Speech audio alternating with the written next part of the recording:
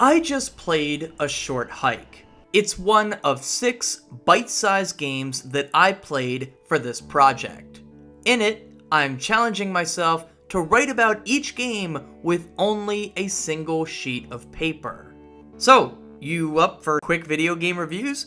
Good, because that's it for the introduction. There's no room left on this piece of paper. A Short Hike is a game about relaxing. It's about understanding that sometimes we just need a break. Not every stressor will uproot your life or send you into a severe depression. Some days we just get a little bit overwhelmed.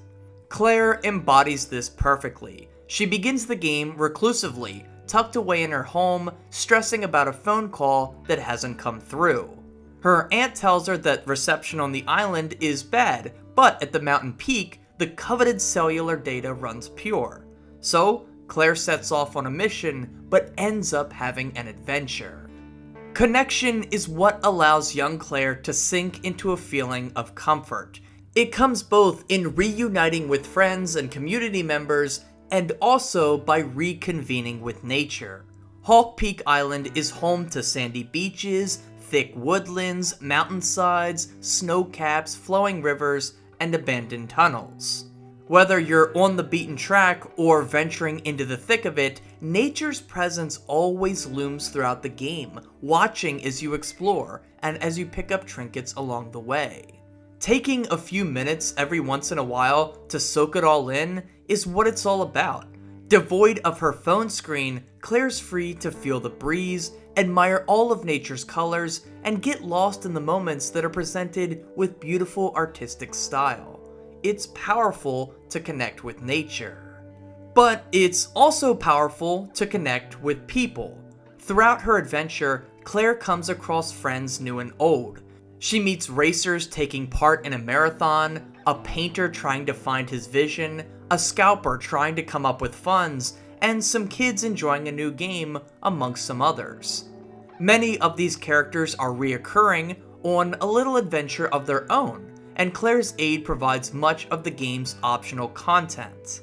But it's more pure than a quest-filled journal and a menu. It's about listening to what characters say and reacting accordingly, meeting them somewhere, or bringing them something without markers flooding the HUD. It feels natural. Playing beach stickball was my favorite of these moments. Kids always find a way to have fun, even if they have to invent it for themselves. It's a nostalgic feeling that both of us felt, Claire and I. Of course, there is an end goal: climb the mountain. Earning gold feathers through discovery, purchasing power, or by helping others allows you to ascend higher. Platforming is hardly ever a part of this game until the final moments, that is, managing your resources to find a way up over that final hurdle and reach the peak. At the top, Claire gets that phone call, and it is an important one, solidifying that it is indeed okay to have worries, but it's equally possible to mitigate the anxiety associated with it. A wonderful glide back down to the sandy beaches is such a cathartic moment. It perfectly encapsulates that feeling when you realize that everything is going to be okay. And when it's all done, who better to share your adventures with than family? A touching moment written so well. A Short Hike is a game worth coming to when you just need a break. It's a reminder to enjoy the little things in life and to make time for yourself. The worries can always wait. Make the most of your time by trying new things, helping people, and just enjoying the moments as they come. It can't all be rest and relaxation though, and that's why my next experience was with Playdead's Inside. Released in 2016, this successor to Limbo is all about a rich, dark, and haunting atmosphere. There's no prelude, no narrator, no spoken dialogue, or anything to clue you in on what's going on here. You just spawn in. You're a young boy emerging from a thick forest with no real indication of what to do or where to go. Your only option is moving forward. As you encounter more and more, you begin to piece together a vague sense of what's happening here. The boy is clearly wanted, as search dogs and heavily armed guards constantly seek him out. Society has crumbled, but the reason for that is unclear, and there's almost something alien about the experience. Parasitic worms, mind control devices, and mysterious versions of the Little Mermaid are found throughout the adventure, raising the stakes and intensity of the gameplay while invoking more questions in the player's mind. It's going to rely on a heavy dose of player interpretation to piece everything together, and even so, there's no guarantee that these hypotheses are valid. Not giving the player all the information while providing mysterious circumstances is a great way to maintain attention and focus, especially in a world where our attention spans continue to dwindle. The gameplay keeps you moving forward with only a few brainbuster puzzles to get stuck on. This momentum allows the atmosphere and cutscenes to shine without breaking the pace too often. Sticking with the strengths of its predecessor, Inside is a puzzle game devoid of any direct storytelling, and instead weaves its narrative through environmental stimuli and gameplay mechanics. Your only main goal is to keep moving right, backtracking a bit left or going vertical at times, but going right, that's what it's all about here. Of course, puzzles and hazards frequently stop you from doing so. Whether it's attack dogs chasing you, pressure platforms requiring more weight, or literally bending the laws of physics, there's always something to oppose you. Like I mentioned though, nothing holds you back for too long with a bit of brain power and thinking outside the box. Most of the tougher puzzles are sprinkled throughout the experience and continue to escalate as you play. Some may say the game could have used more, but I think it was pretty well tuned.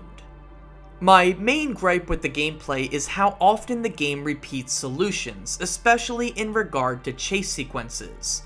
There's a handful of moments where sprinting towards an exit will get you caught, but by backtracking for a few moments, luring the would-be killers away, and then proceeding with your sprint, yeah, you'll make it then. The game uses this method a handful of times, and it feels like they struggled to come up with new ideas for some of the chase sequences as the game continues to play out. I also noticed a bit of repetitiveness in some mind control sequences as well, but some well-hidden collectibles intrigues me for another playthrough. Anyway, this game is excellent. I was going to play this over 2 to 3 sessions, but I ended up finishing it in one sitting. That's because of great pacing, rich atmosphere, a strong desire to see what would happen next as I pursued answers, and some challenging but not overwhelming puzzle sequences. It's been 10 years or more since I played Limbo, but I don't think it's recency bias when I say that I enjoyed Inside more. I've been wanting to play it for years, and finally getting the chance to was well worth the 3 hours it took. I was hooked from start to finish, and I think that's always a good sign, so give this game a shot.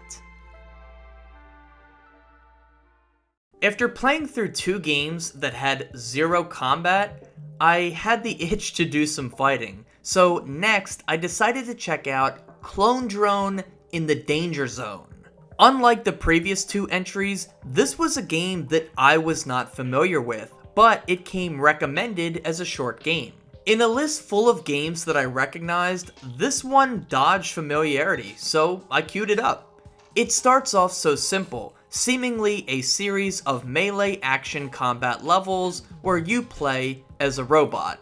You fight against other robots, you beat the odds, and receive upgrades for doing so, rinse and repeat. I died on the first run, but succeeded in finishing 10 levels eventually. As I got ready to return to the elevator to level up, something crazy happened. A rogue AI hacked in and told me to escape. Without hesitation, I did, and my entire perspective on the game shifted. What I thought was just a series of levels that consistently increased the challenge until you lost was actually a full-on story mode.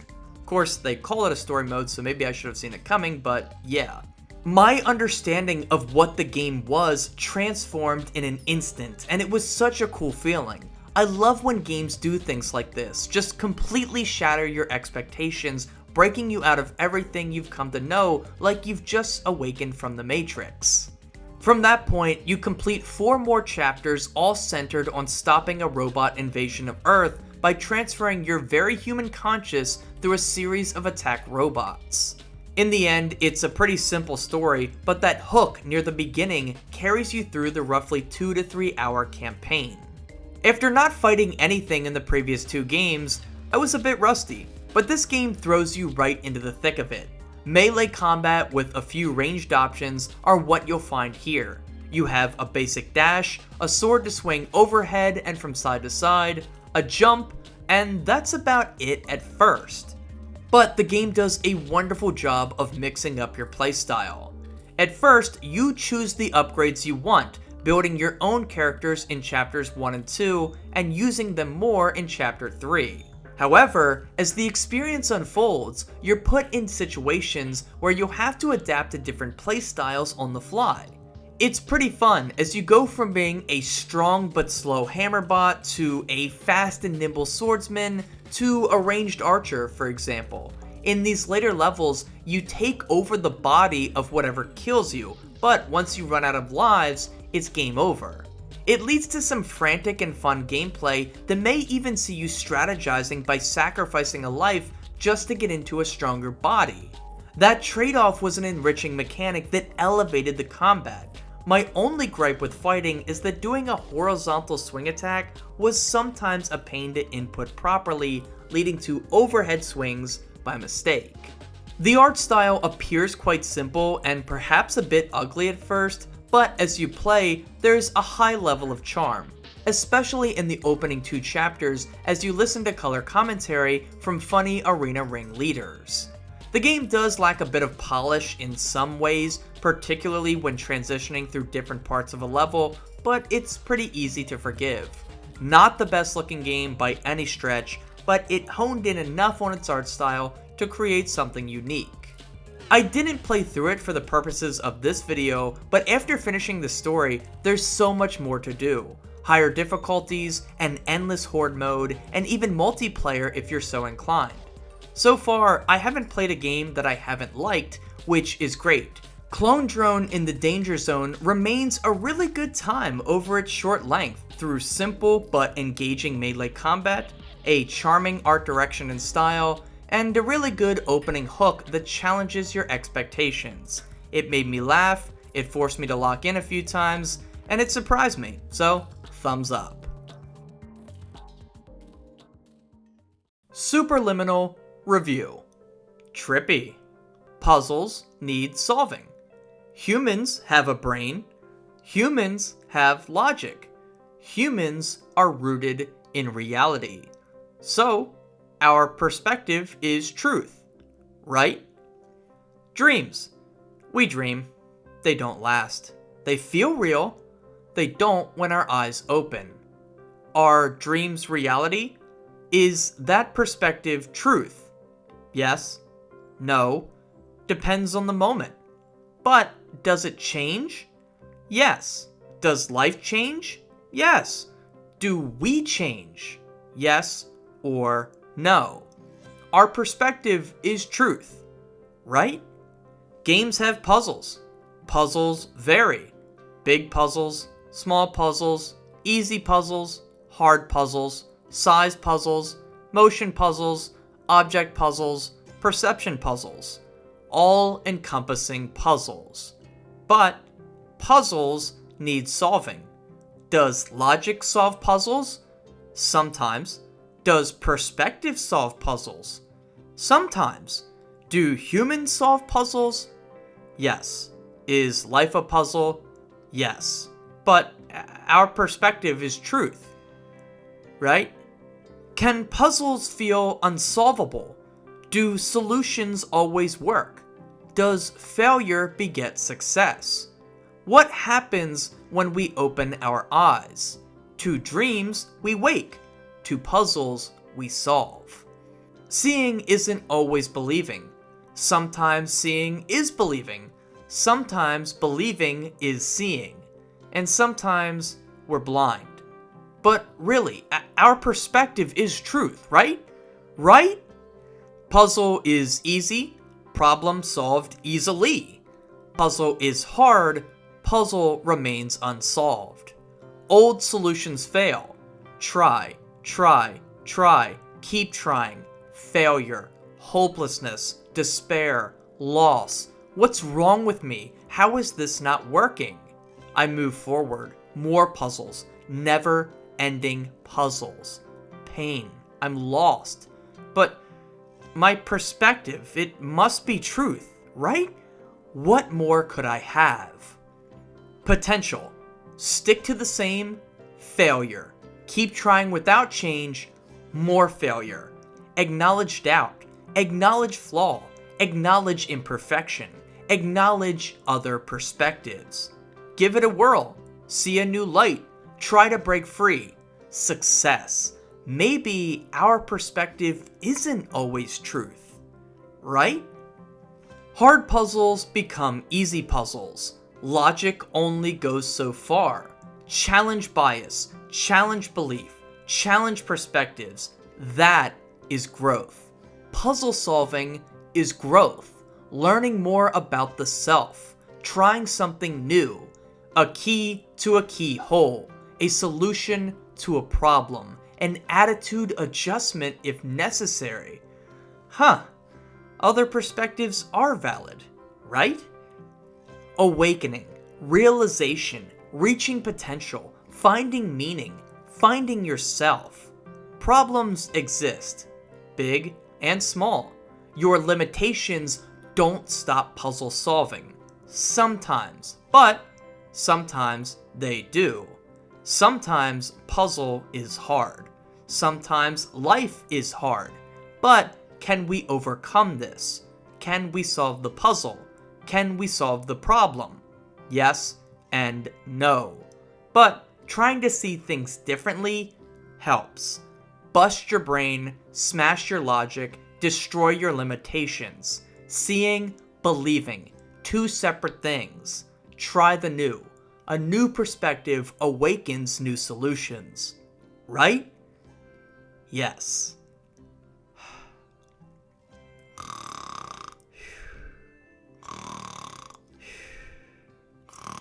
Huh? What? Whoa. Did I just doze off? Sorry guys, I just had a crazy dream about this weird puzzle game called Superliminal. It was kind of far out. I wish you could have seen it.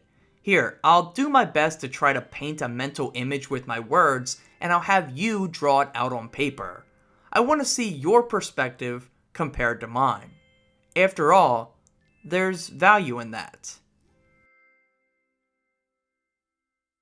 Firewatch is one of the oldest games that I'm playing for this video, but it holds up quite well. It's my first experience with this game, and all of these games, but I was impressed with the looks here. It's certainly starting to show its age, but the lighting work remains beautiful even after 8 years. They really capture that feeling of wandering around in nature, just kind of moseying along.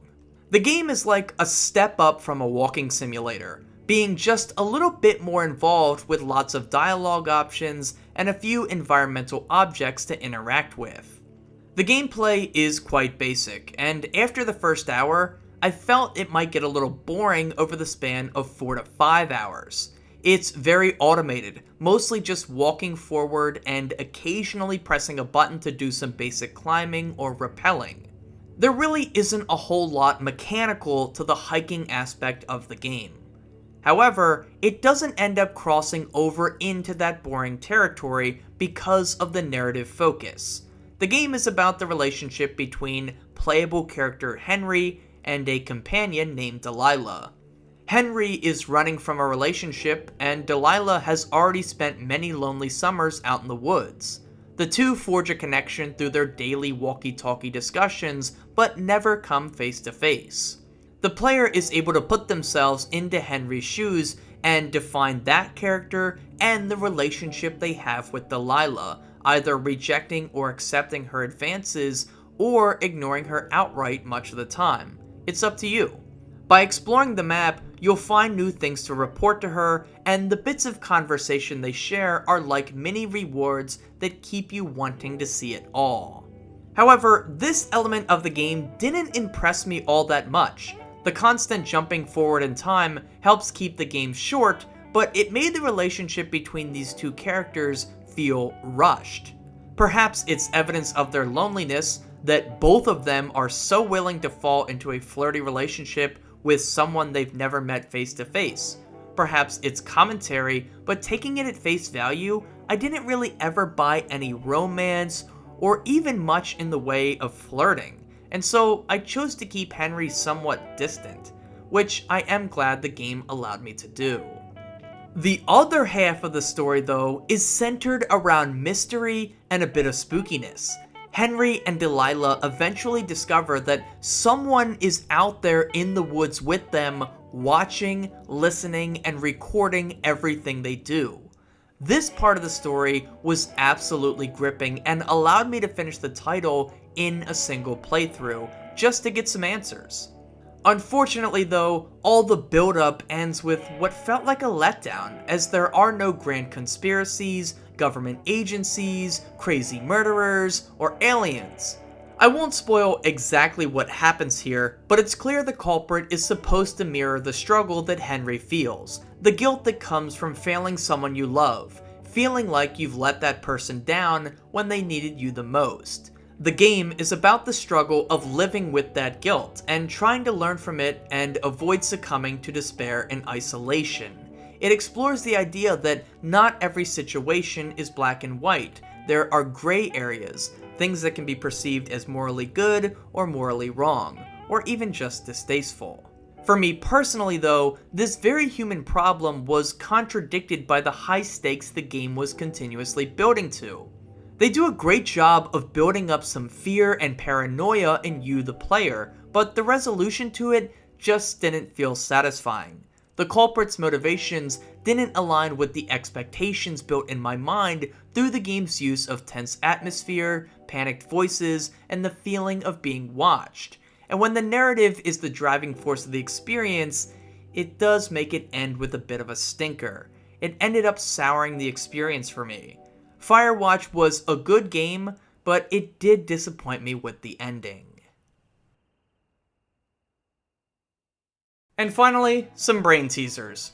A little to the left is a puzzle game. I typically don't enjoy puzzle games, but a mascot cat and a simple art style caught my eye.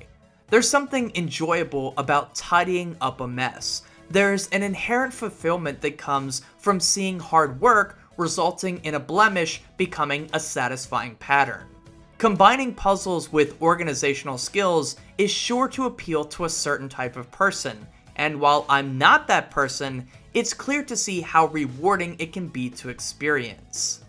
Whether it's pattern recognition that solves a puzzle, or just tidying up a messy drawer or cupboard, you'll find a great deal of satisfaction in a little to the left. The puzzles start off relatively easy, but continue to get tougher as the stages go by, and trust me, they do get pretty tough. At first, basic pattern recognition will allow you to skate by, but soon, you'll have to think outside the box to arrange things in the correct way. Brilliantly, A Little to the Left also includes multiple solutions to some of its puzzles, allowing for different approaches to be rewarded. It can be annoying to find a solution only for a game to not allow it as an input, instead being laser focused on one correct answer. That isn't the case here at times. I played a brief portion of this game with my roommate watching, and it was incredible seeing how our brains notice different things, and for the game to accept both of our solutions. Whatever route your brainwaves take, you're likely to be rewarded. Be warned though, like I said, the game does get pretty tough. But ultimately, I think the entire point of this title is to be about relaxation and approachability, with a bit of perspective and perseverance. You're not meant to struggle for hours on end with a single puzzle. Each puzzle is meant to be a quick brain teaser or an opportunity to access your cleanly side and clean up a mess. I recommend experiencing a few puzzles at a time. I think that's the best way to play. I felt myself getting drained as I tried to play through the entire thing in one sitting, so I recommend breaking it up, maybe like a few puzzles to begin or end your day, or to kick off a long gaming session. That's the optimal way to play. Of course, if you do want to beeline it, the game has preventative measures to help with fatigue.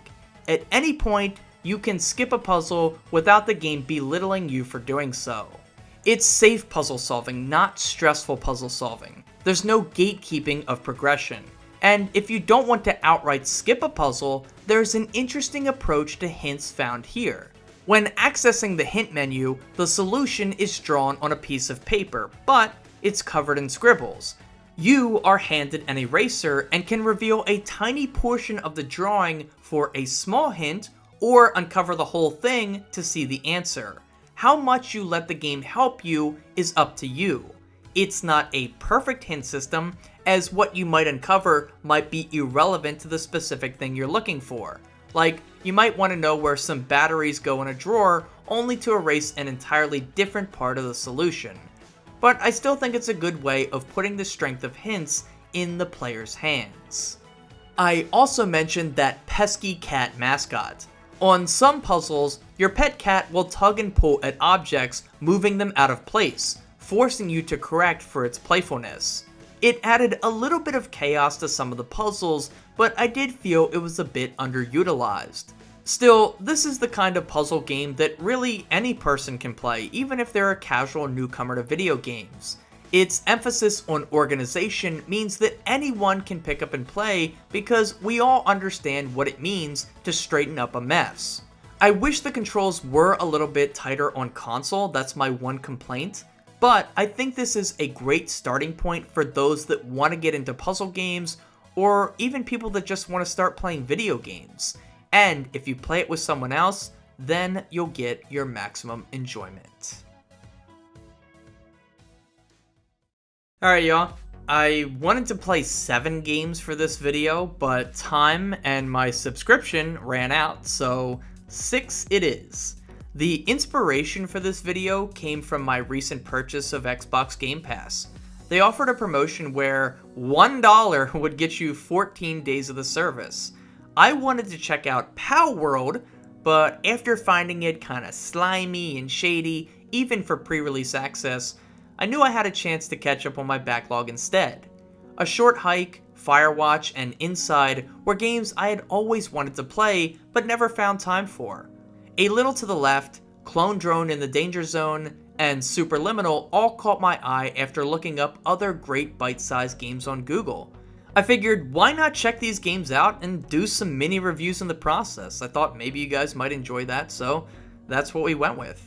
And it was fun to challenge myself in a new way. You know, writing just one-page reviews was super interesting. And with the Superliminal review, I took a brand new approach. So let me know what you guys thought of this video. I hope you enjoyed it, and if you did, I would be open to trying something like it again in the future. As for upcoming videos, I'm certainly going to be looking at Final Fantasy VII Rebirth. If you're curious, I did review Final Fantasy VII Remake back in 2020, and that video is still up on the channel. You can find it if you want to watch that in anticipation of the next video. But what else? Oh, I did decide that I wasn't going to rush through Persona 3 Reload just to make a video, so I'm playing that on my own time. I'll review it someday, but it's going to be a long while, I imagine. I'm also considering looks at Rise of Ronin, Stellar Blade, and a few others in the upcoming months, so please look forward to that. As always, thank you so much for watching the video. Please leave a like if you enjoyed it. Consider subscribing for more. Follow me on Twitter at NopNapNarp. Join our Discord, the link is below. And as always, guys, have a nice day and take care.